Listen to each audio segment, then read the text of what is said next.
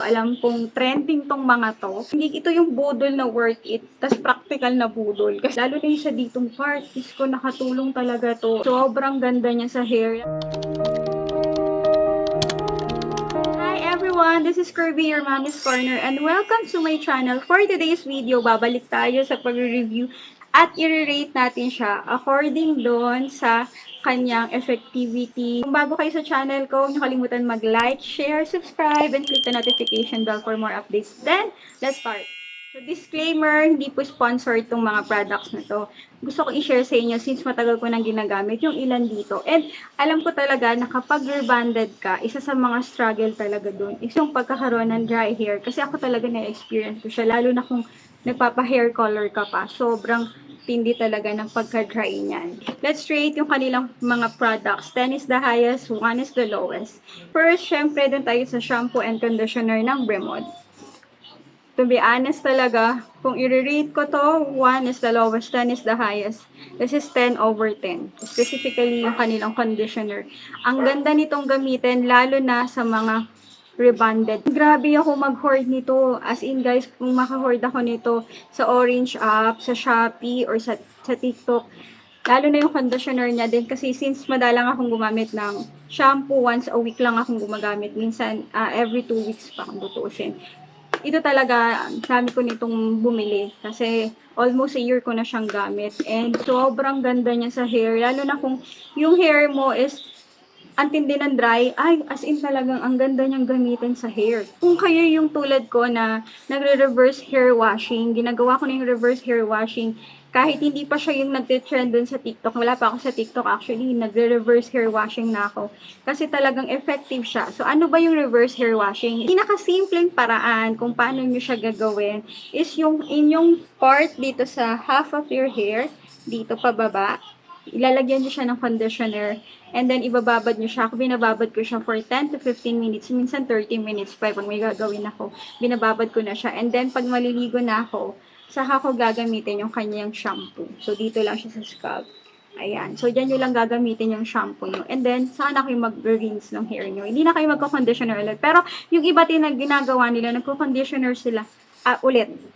Parang pagka-shampoo, magko-conditioner sila ulit. Though, nababad mo na siya sa inyong hair. Kasi mas super lambot daw. Pero sa akin, okay na sa akin yung reverse hair washing na yung conditioner muna dito sa half of your hair and then shampoo. So, yun. 10 over 10 tayo dito sa Bremod. So, yun lang. Ay, nga pala guys, this is 400 ml na siya. Pareho siyang 400 ml na. So, sa mga nag-try na nito, do comment below any experience you're using the Bremod shampoo and conditioner. Next!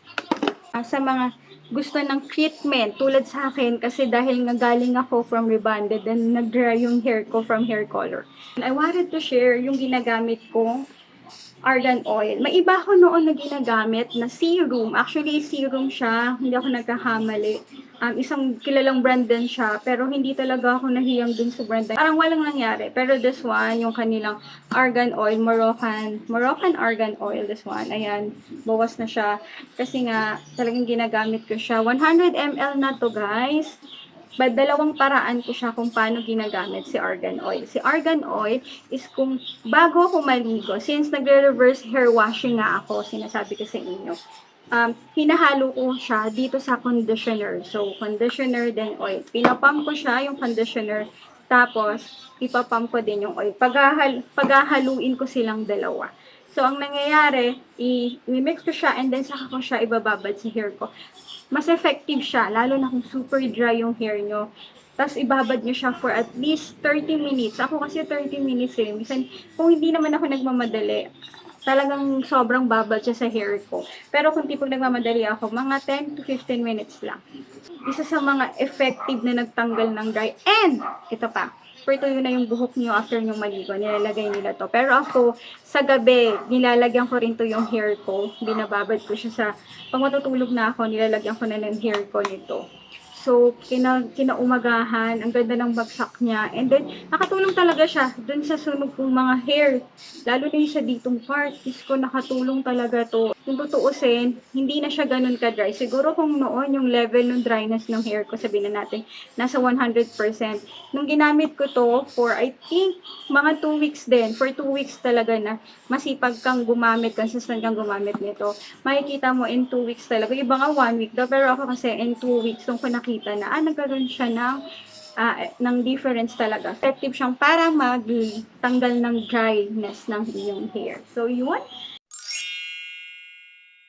Dahil nga sabi ko sa inyo, rebonded hair ako, isa talaga din sa hinahanap ko ay ang mga hair mask. Hair mask talaga. Actually, dalawa yung hair mask na ginagamit ko. Alam kong trending tong mga to. Ito yung una is yung hair mask na to. Ayan. This is yung hair mask na sa well hair. Actually, dito muna tayo sa isang hair mask din ng Bremod. So, ito muna yung una kong i-discuss.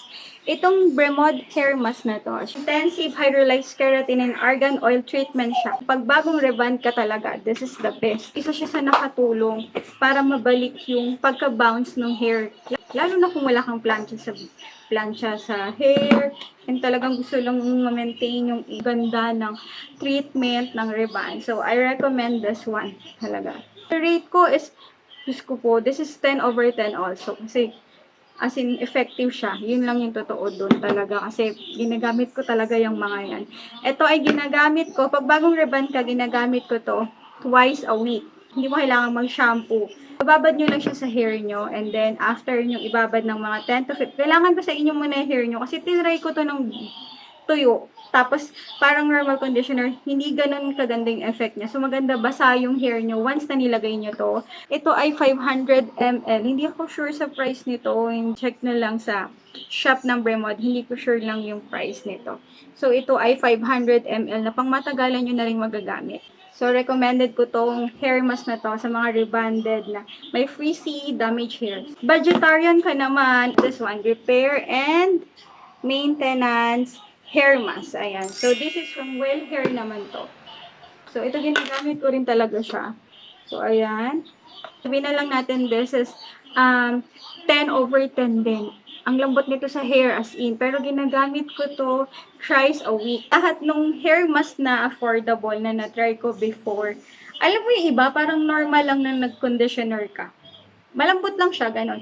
Pero this one, ang bukod sa malambot siya sa hair, yung strand ng hair niya sa dulo, kung mapapansin niyo lang, kung tulad ko na kayo na super dry yung hair, di ba yung iba tendency, nagiging brittle siya. So, ito, nakatulong talaga siya na alam mo yung feeling mo, yung hair mo, ang healthy tignan.